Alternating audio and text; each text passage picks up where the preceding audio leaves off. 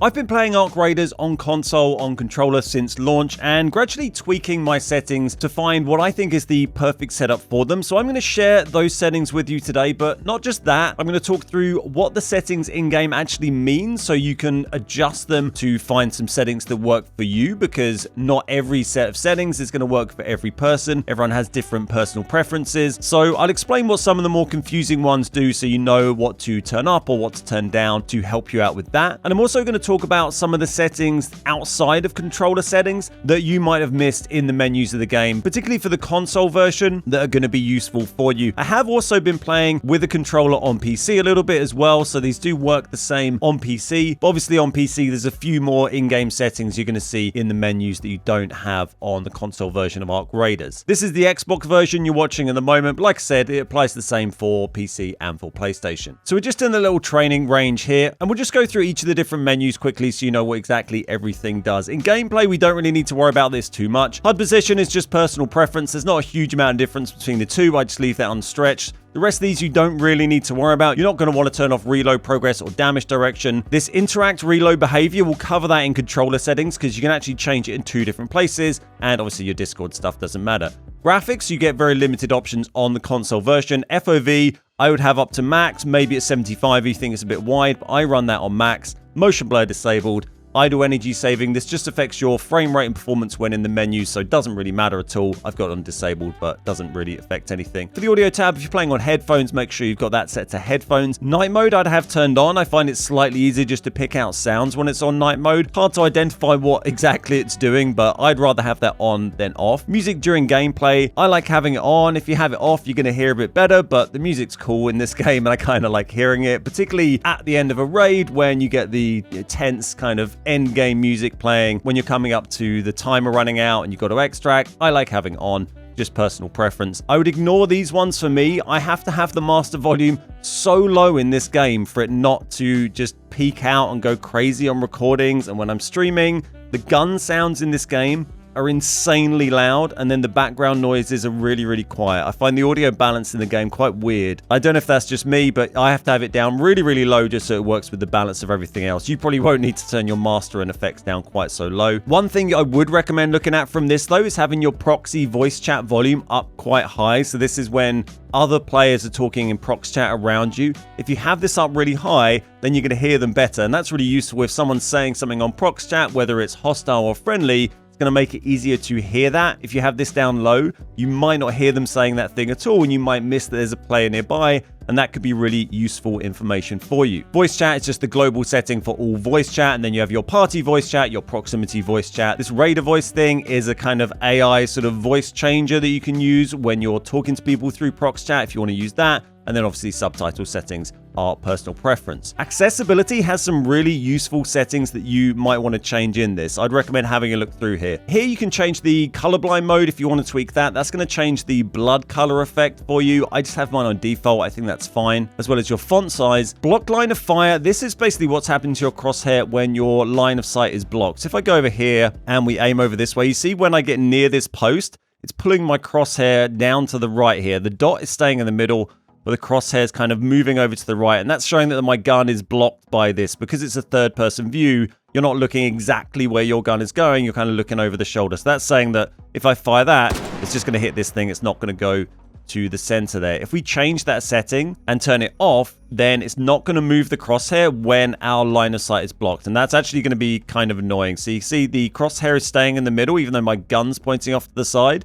And the actual dot from the middle moves away now, but the crosshair stays in the middle. So personally, I think the default setting for that is good. I don't think you need to change that. If you find it weird, you can change it so it's unsmoothed. So this will mean it will just snap instantly. So you see what happens here. The crosshair is instantly snapping to the point where it's actually going to hit, rather than moving kind of smoothly between. So if you prefer that feel, then you might want to tweak that setting a little bit. So a really good one I'd recommend having a look at changing is crosshair under accessibility. You can change to override the crosshair shape. That's what I've done. And then you can select through all these different shapes here. So you've got cross, circle, T-cross, rounded diamond, angled radial lines. There's a whole bunch of different ones you can select.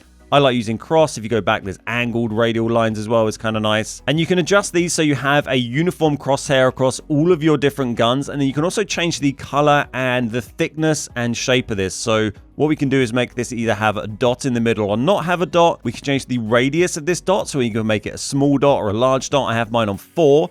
I have my crosshair length on 20. That's, if I move this left and right, you can see it's going to make that bigger and smaller. But keep in mind, when I zoom in with my gun, so this looks kind of small at the moment, but if I actually zoom in with my ferro, it's going to center into that. So they're actually pretty long there. We can't really make them much longer. And then if we go back to here, you can change the thickness of those lines. I have mine set on 2, and then you have the outline settings as well. So you can see there's a very thin black outline around that crosshair. I quite enjoyed that. It made it slightly easier to see against some of the different color backgrounds in the game, against the bright sky and stuff like that. And also in some of the darker areas too. Also have opacity set to 50.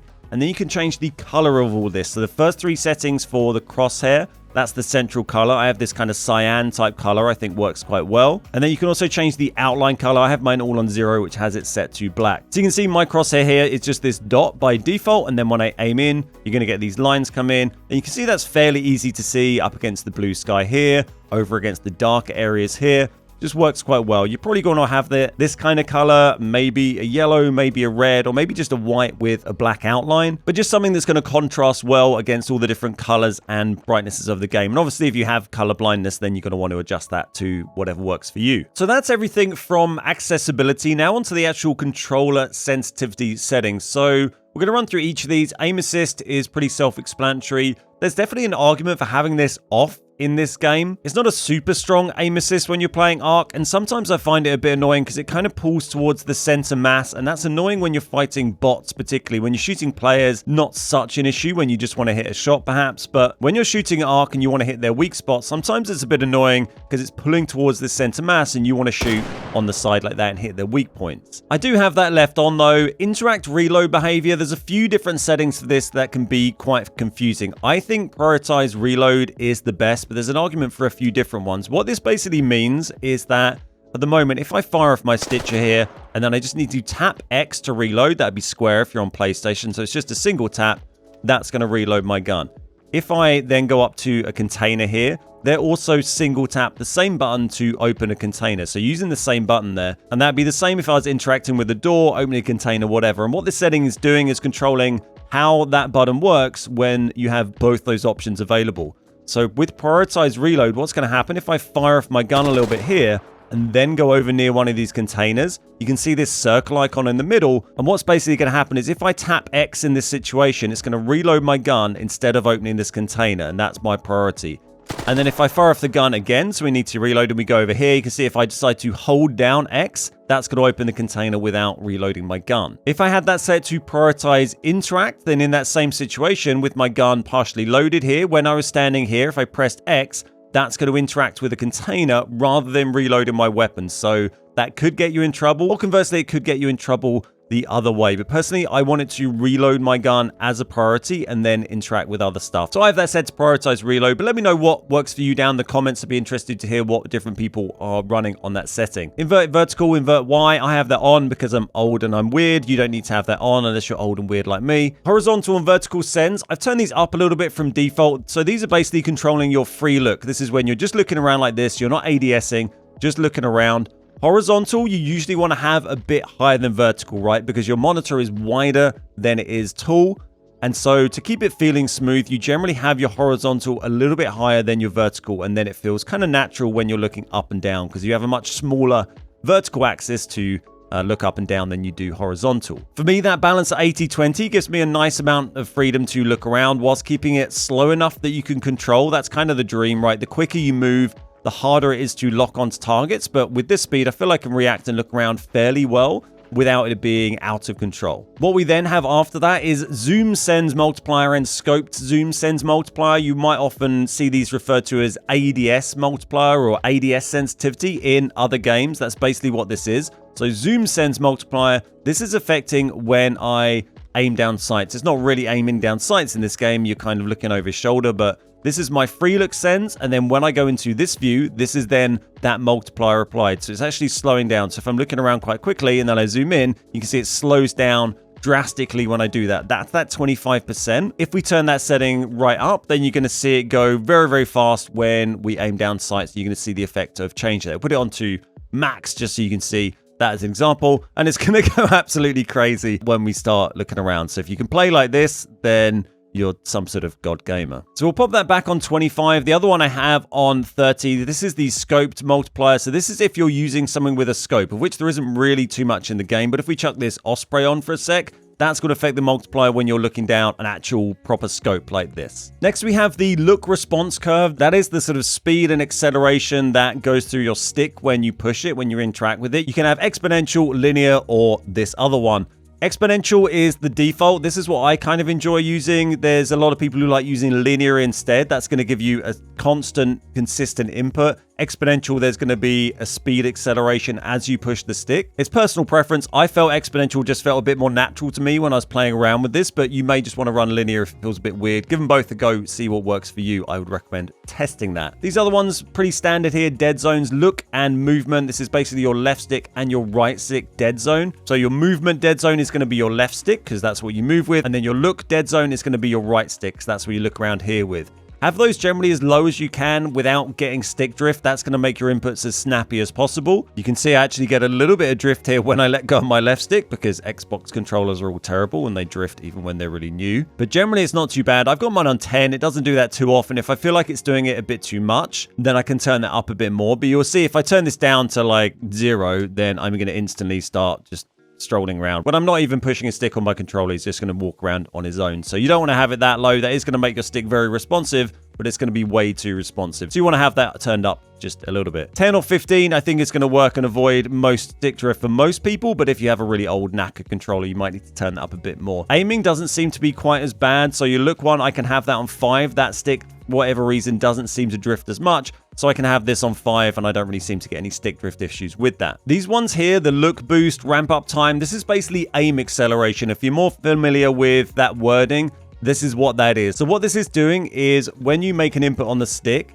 it's saying rather than keeping at a constant speed, it's going to gradually accelerate and move faster when you put in a more extreme input into the stick. So what do I mean by that? I mean, if I'm looking around like this, just looking around, making little adjustments, you're not really going to notice anything. But if I push drastically to the left, drastically to the right, it's actually going to speed up. It's not going to keep moving at the same little speed we see here. It's going to go very quickly when I do this and get quicker. And the same for when I'm looking around in free aim like this. It's going to gradually speed up when I make an extreme input. And the idea of that is if you're getting caught by something that's moving quickly past you, something's very close unexpectedly, it means you don't get caught out by having very low sends and can't react to that because you'll still be able to spin your camera around. Some people don't like playing with aim acceleration, so you can just turn that right down if you want. You could turn boost here, all these boosts down to 0. You're going to get rid of all aim acceleration. And then ramp up time is just the time it takes for that to react. So the longer you're pushing that input, that's how long it's going to take in seconds for it to react and start giving you that aim acceleration. I have mine here on 170. Again, we want horizontal a bit higher than vertical, just like with our other sends, with a 1 ramp up time. And then for the zoom, I have 65 and 40 and 0.8. That feels about right to me. So these are the settings that have been working for me. Like I said, I've been playing this on Xbox since release, and I've been playing on PC, on control a little bit, and feeling pretty good. I don't feel this game is too bad to actually play crossplay. I find some games I would never want to play in a million years with a controller versus people on mouse and keyboard. Obviously, they are still going to be at a bit of an advantage, and people who are cracked on mouse and keyboard are going to be tough to deal with. But as games go, I think the game balancing on this is fairly well because of the TPP nature, because of the slower time to kill, the over-shoulder aiming and stuff like that. I do find you can compete with people pretty well with a controller, even without particularly strong aim assist against PC players. So I'd recommend give it a go. I've been playing with crossplay on the whole time. I haven't turned off crossplay once, and I've been having a very fun time. And obviously, a lot of the time in Ark, you're just fighting the Ark bots anyway, and not fighting other players, so it maybe doesn't matter quite so much anyway. So hopefully you found that video useful. If you did, drop a like and a comment down below, and let me know if you have any feedback on things that have been working for you or not working for you in relation to your controller and your settings. Maybe some tips for other players as well. Thanks so much for watching. My name's Ben. We are the Beard Guys, and I'll see you next time.